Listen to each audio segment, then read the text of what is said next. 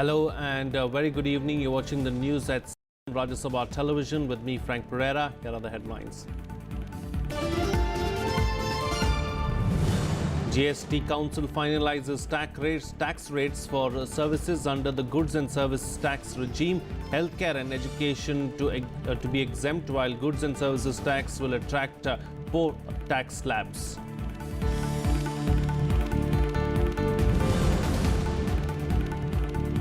Special court in New Delhi convicts former Coal Secretary H.C. Gupta and KSSPL Managing Director Pawan Kumar Ahluwalia in a coal scam. Quantum of sentence to be decided on Monday.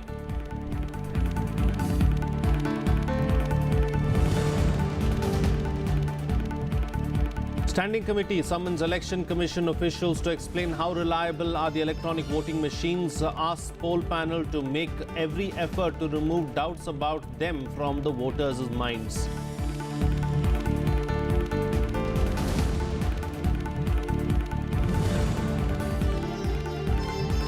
Enforcement Directorate registers money laundering case against Karti Chidambaram and 14 others.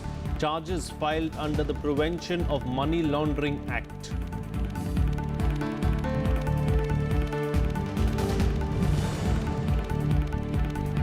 And Iranians vote in huge numbers in the country's presidential election. Race tipped to be between incumbent President Hassan Rouhani and hardline cleric Ebrahim Raisi.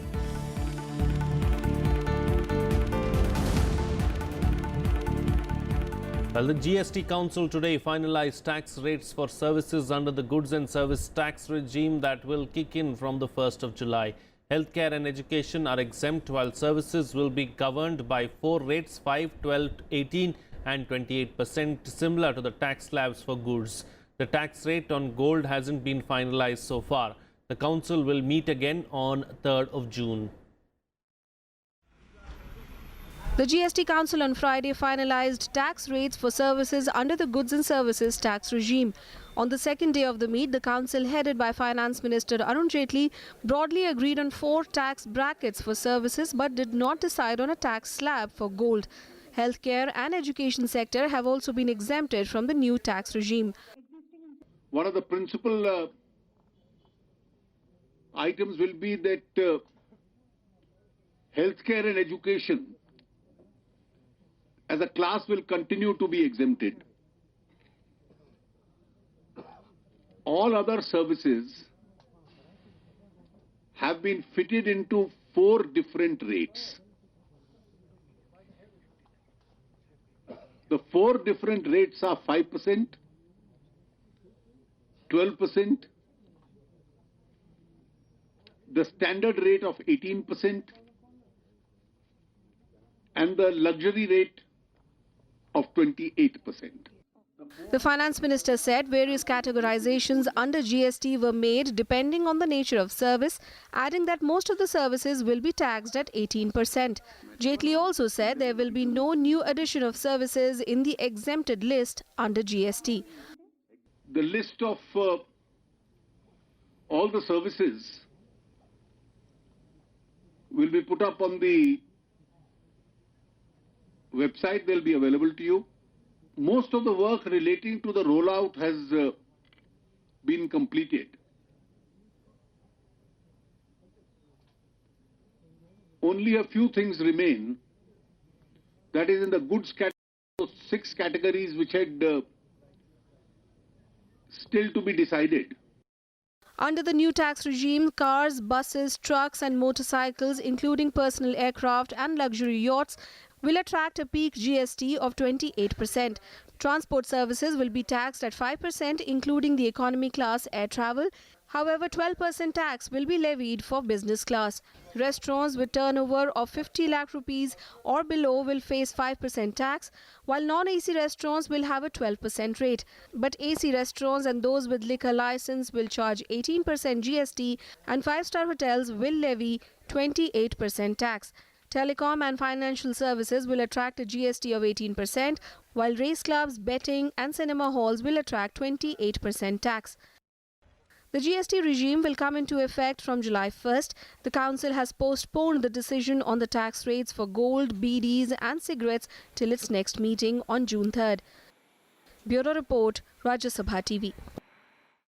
Former Coal Secretary H.C. Gupta has been convicted in a coal scam case by a special court. The court also convicted then Joint Secretary and Director besides others in the case pertaining to alleged irregularities in allocation of the Tesgora B Rudrapuri coal block in Madhya Pradesh to KSSPL.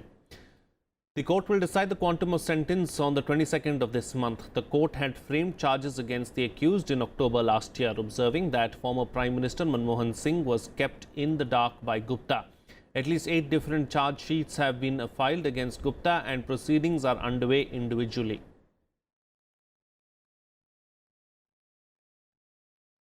Well, the Parliamentary Standing Committee on Law and Justice has asked the Election Commission to remove all suspicions from people's minds regarding the reliability of EVMs during polls.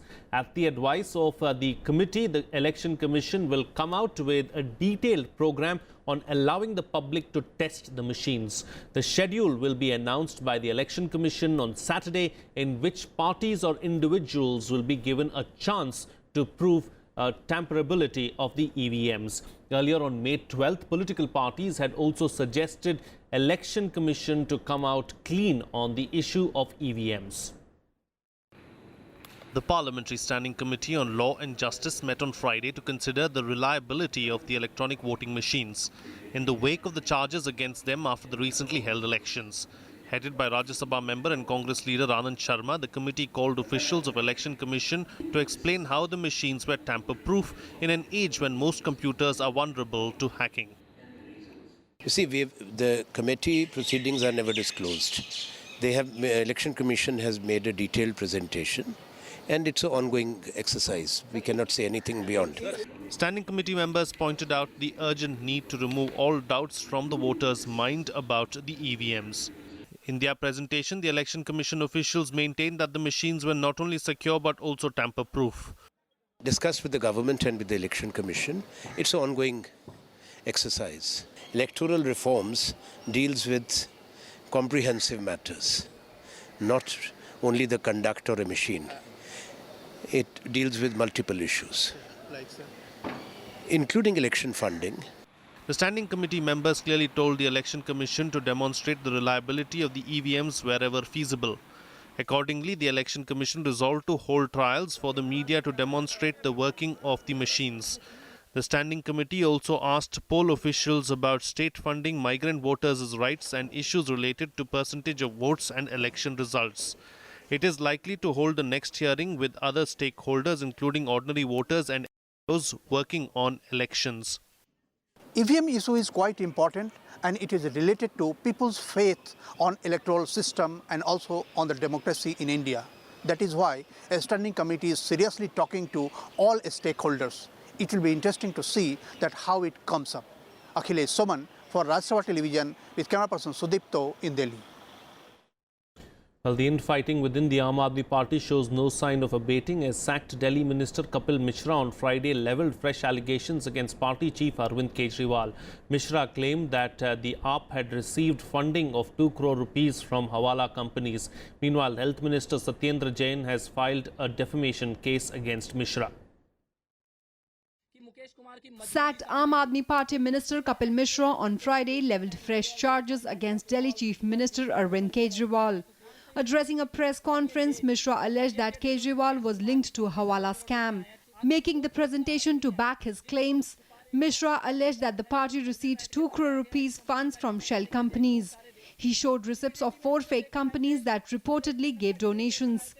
Mishra also challenged Kejriwal to inform the Income Tax Department that the donations were received from a Delhi-based businessman, Mukesh Sharma, whose real name he said is Mukesh Kumar. Arvind Kejriwal का इससे सीधा संबंध आज तक हिंदुस्तान के इतिहास में किसी राजनेता का साबित नहीं हुआ। सरकारी ठेके एक कंपनी को दिए जा रहे हैं, उसी के माध्यम से फर्जी चंदा लिया जा रहा है। On May 18th, Mukesh Sharma claimed that he donated 2 crore rupees to the Aam Aadmi Party. Sharma also denied Mishra's allegations about the amount being paid by a shell company. Meanwhile, the Aam Aadmi Party also dismissed the charges leveled against it. The party insisted that it received money through proper banking channels. सरकार की एजेंसियां जिस प्रकार से भी कार्रवाई करना चाहे करें, लेकिन पूरा ये देश देख रहा है कि आम आदमी पार्टी और अरविंद केजरीवाल को बदनाम करने के लिए भारतीय जनता पार्टी किस प्रकार से एक के बाद दूसरी, दूसरे के बाद तीसरी साजिशें रच रही है. Meanwhile, Delhi Health Minister Satyendra Jain filed a defamation case against Mishra and MLA Manjinder Sirsa. Mishra was suspended from the party after he levelled a series of accusations against Kejriwal and Satyendra Jain. Pranav Goswami's report for Rajya Sabha TV. Well, the National Investigation Agency has booked hardline separatist leaders for seditious activities in Srinagar. A team of NIA officials arrived in Srinagar to quiz the leaders over their involvement in subversive activities in the state and receiving funds from Pakistan-based terror organizations. The National Investigation Agency has registered a preliminary inquiry against hardline Kashmiri separatist leader Syed Ali Shah Gilani for alleged involvement in seditious activities and receiving funds from terrorist organization Lashkar-e-Toiba. NIA also booked other separatist leaders, including Naeem Khan, who recently confessed to receiving money from Pakistan-based terror groups in a TV sting operation. Primary concern today is to make sure that in every part of the state there is normalcy which is maintained. And we are presently concentrating on that prime objective. Separatist groups and those who are actually giving financial assistance to disturb peace in Jammu and Kashmir region, they are all funded by Pakistan. There has also been a lot of evidence available in public domain. Recently, many media organizations also have brought out the manner in which the separatist groups have been fueling trouble, burning schools, and creating disturbances like stone pelting for a price. On the second day of his two-day visit to Kashmir, Defence Minister Arun Jaitley expressed satisfaction over the Indian Army's aggressive domination and readiness along the line of control in giving a befitting response to any misadventure by Pakistan. The Defence Minister reviewed the security situation with General Officer Commanding of the Baramulla-based division, Major General R.P. Kalita, and held meetings with senior army commanders. Jaitley also interacted with Jawans and officers and praised their determination and selfless service to the nation.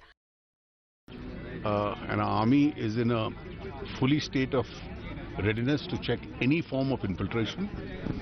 Under no cost will India's territorial sovereignty be allowed to be infringed. And I visited them in order to show the solidarity of the whole nation with them. They live in difficult conditions and are as I said, in a full state of readiness. Arun Jaitley's visit comes weeks after the Pakistani army beheaded 2 Indian security personnel in Poonch district, an act that was termed barbaric by India. In the breach of truce in the last 10 days, more than 12,000 persons in 64 villages along the LOC have been affected. 3 civilians have died and 6 others have been injured.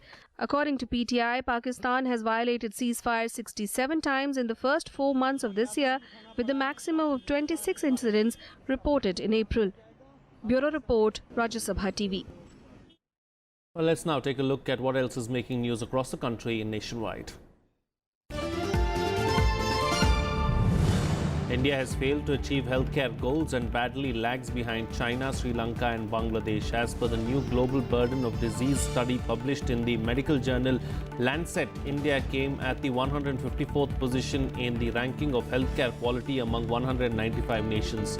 The report also shows that India performed worse than expected in the case of tuberculosis, diabetes, heart diseases and chronic kidney diseases.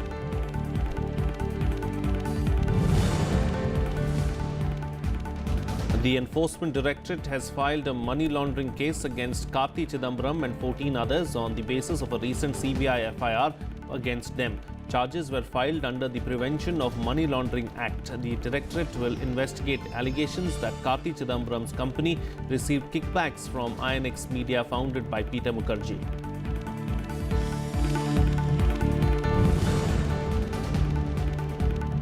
The The Odisha High Court has granted conditional bail to Trinamool Congress MP Sudeep Bandopadhyay. Bandopadhyay was arrested for his alleged involvement in the Rose Valley Group chit fund scam. Bandopadhyay had sought bail on health grounds in the High Court in February after it was rejected by the CBI Court in Bhubaneswar and the Khurda District Sessions Court.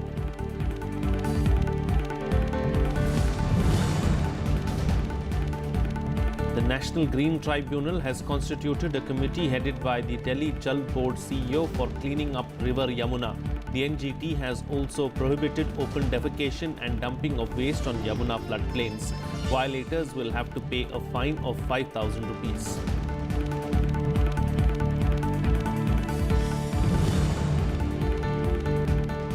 Justice Karnan on Friday approached President Pranab Mukherjee for suspension of the Supreme Court order. A memorandum under Article 72 of the Constitution was sent through email to the President. The Apex Court has convicted and sentenced Justice Karnan to 6 months imprisonment for contempt of court. However, the President's office said that they were not aware of any such memorandum. It's time for a short break now, but news and updates will continue on the other side. Stay tuned, we'll be right back.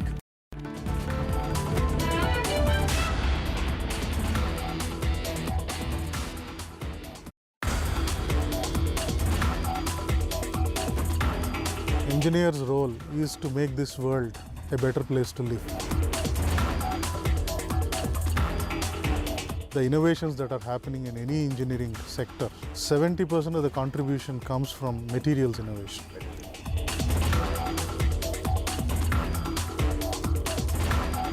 You go in the market and see the products like Sunwash, antibacterial textiles. That is based on RCA technology.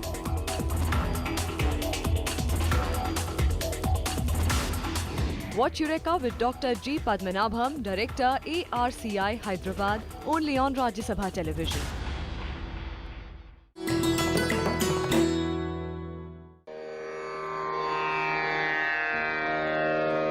The sacred relics of Buddha were unearthed in Piprava in Uttar Pradesh. Buddhist monks from all over the world visit the National Museum to pay their respects. These charred bone fragments of Buddha are housed in the gold canopy gifted by the royal family of Thailand.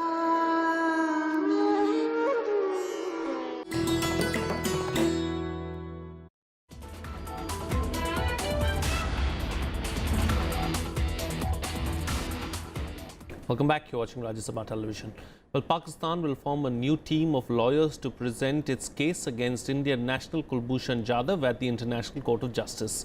This comes a day after the Pakistani government faced criticism by experts and opposition leaders over the poor handling of the case. The Hague-based court had on Thursday stayed the execution of Jadhav till it pronounces its final verdict on the issue.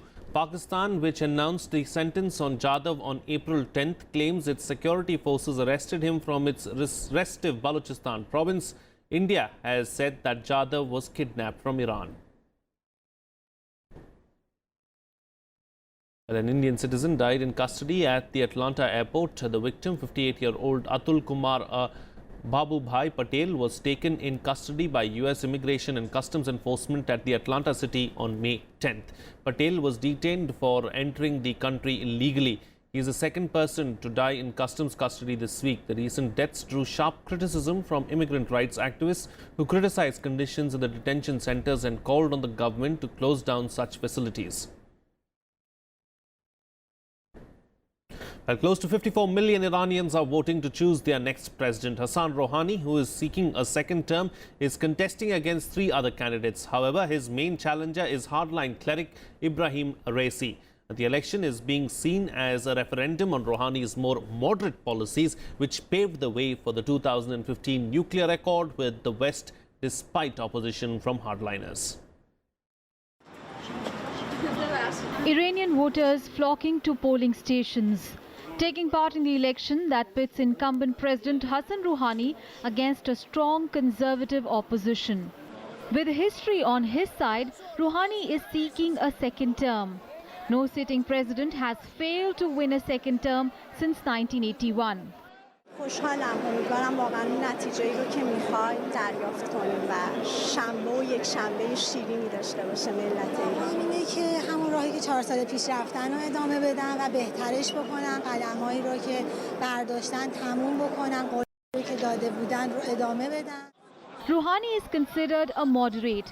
He was the key architect of the 2015 nuclear deal with the US, the EU and other partners. His closest opponent is conservative cleric Ibrahim Raisi, who has cast doubt on the benefits of the nuclear deal. The election is being seen, at least in part, as a referendum on that agreement. Iran's Supreme Leader Ayatollah Ali Khamenei was among the first to cast his ballot and urged others to do the same.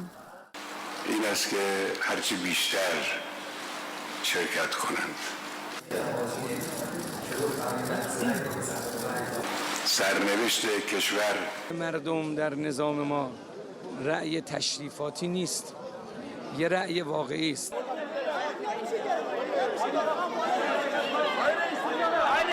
باید همه کاندیداها به نتایج انتخابات 6 candidates were approved by the Guardian Council, an influential clerical body controlled by conservatives, but 2 of them dropped out earlier this week.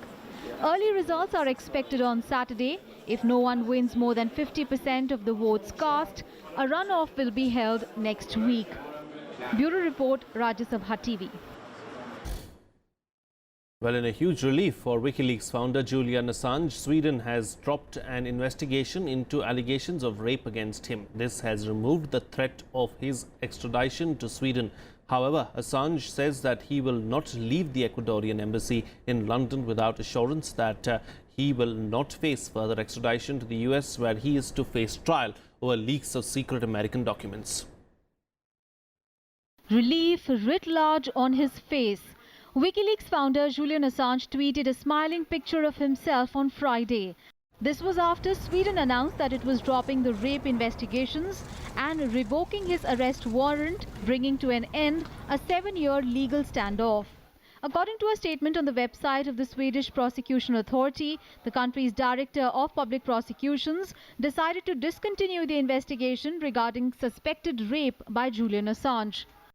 The WikiLeaks founder has been charged with sexual assault and rape in Sweden, charges that he had denied before he holed up in Ecuador's embassy in London since 2012. Assange says that if he were to return to Sweden, he would be extradited to the US because of his perceived role in publishing secret American documents through his website WikiLeaks. With the threat of extradition to Sweden removed, the decision potentially allows Assange to leave the embassy. However, his lawyers have repeatedly said that he would not do so without assurances that he will not face extradition to the United States. Bureau Report, Rajya Sabha TV. Well, here's a roundup of the other international news in Global Buzz. The US military says 2 Chinese Sukhoi Su-30 jets conducted an unprofessional intercept of a US aircraft on Wednesday. One of the Chinese jets came close to the US WC-135 plane and flew above it. The US said that the plane was on a mission to detect radiation in international airspace over the East China Sea. China has not commented on the incident but accused US of carrying out flights over the resource-rich international waters of China's coast.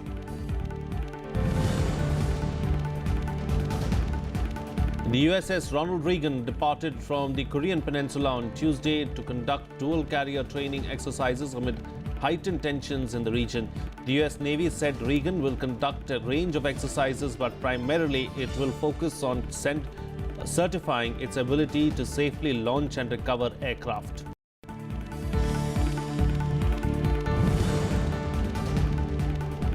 President Donald Trump said the decision to appoint a special counsel to oversee the inquiry into Russian influence on his election is hurting America terribly. He said the decision shows the country as divided, mixed up and not unified. The investigation is being led by former FBI Chief Robert Mueller.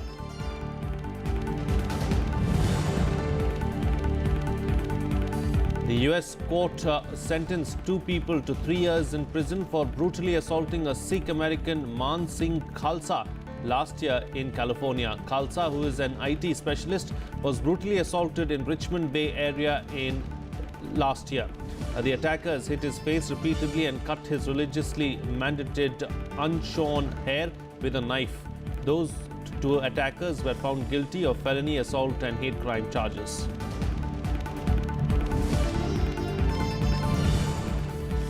Well, let's now shift focus and bring you up to speed with some sports news and sports beat. The Indian women's hockey team lost its fourth straight game 0-3 against hosts New Zealand in the penultimate contest. India made a strong start with an attacking game, but New Zealand's defense was too strong for the Indian team to break. After 3 wins in the first 3 matches, New Zealand dominated the fourth game as well.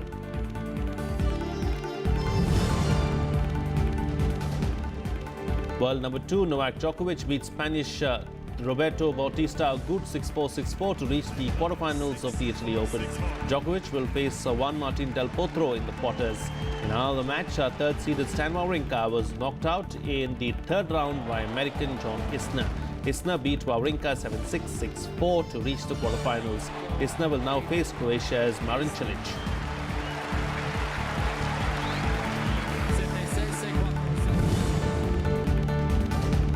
Rafael Nadal maintained his unbeaten streak by defeating 13th-seeded American Jack Sock 6-3, 6-4 in the Italy Open. Nadal will face Dominic Thiem in the quarterfinals, who beat American Sam Querrey 3-6, 6-3, 7-6. In another match, Argentine Juan Martín del Potro beat Japan's Kei Nishikori in straight sets 7-6, 6-3 and will now face Novak Djokovic in the last 8.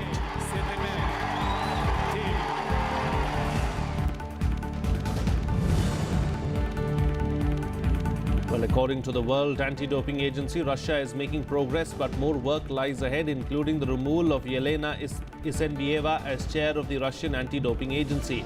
WADA demanded changes which include drug testers being allowed access to closed cities where athletes continue to find sanctuary from testing, access to athlete biological passports, and the implementation of a conflict of interest policy. Well, that's it on this newscast. Have a good evening.